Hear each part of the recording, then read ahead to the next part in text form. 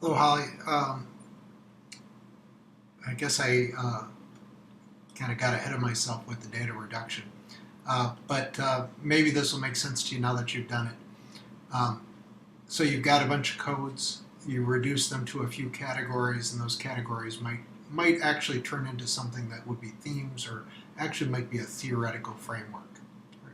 That's the goal of data reduction, and especially if you're doing this makes sense if you're doing inductive data analysis, where you have a lot of little bits of data and a lot of little bits of code, and together they're forming bigger ideas and bigger ideas until you have something that you might call a theory.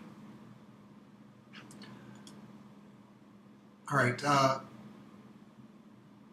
here's a connection that I hope makes sense to you, is that this process that I've asked you to do with data analysis and coding into themes um, is very similar to the whole idea of doing a literature review. Maybe that seems like far-fetched to you, but the idea of literature review is as if all the studies that you're reading are bits of data, and you're taking all the bits of data and trying to make sense of them by organizing them into themes, coding what you find in the literature, and those codes actually become the themes of your literature review, and eventually your literature review is describing a big theory that might be the basis for research that you're doing. So, I mean, two completely different things, but the process and the idea is really the same between qualitative data analysis and literature and the analysis you do when you do a literature review.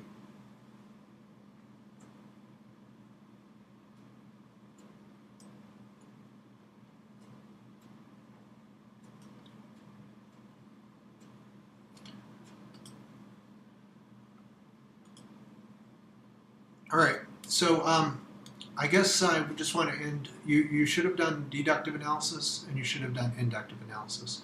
Last thing I'm going to ask you to do, Holly, is two things.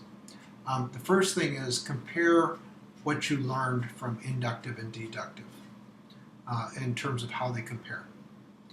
Um, I think it worked out much better in person, but one of the main things that people found with the inductive process, the deductive process, was it didn't necessarily go very well, even though it should have been easier, because I gave the SAMR model after the fact.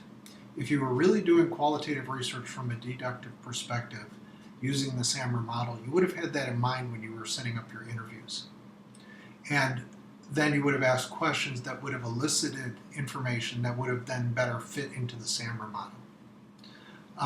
And this was kind of a happy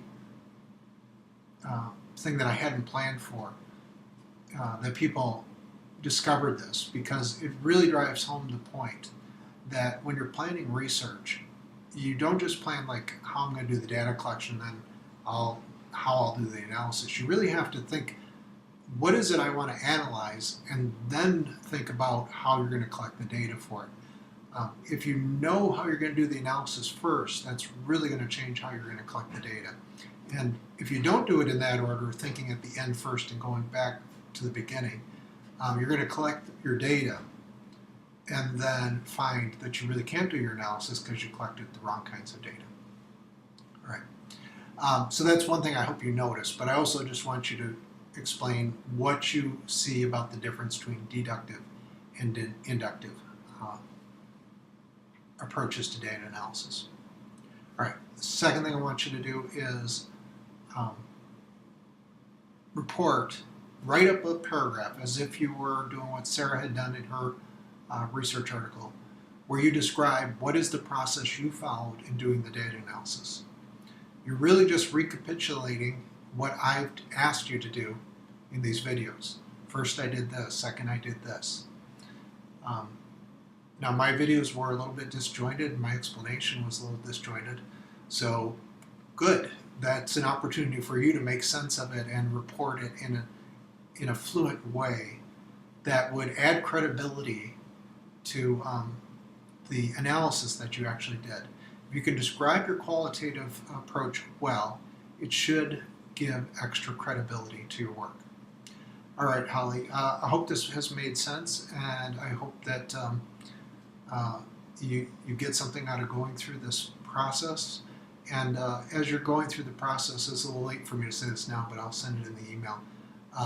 Be sure to ask me questions along the way because it's kind of step by step. And if you get confused at one point, you don't really want to move on until you've got that cleared up. All right, thanks, Al.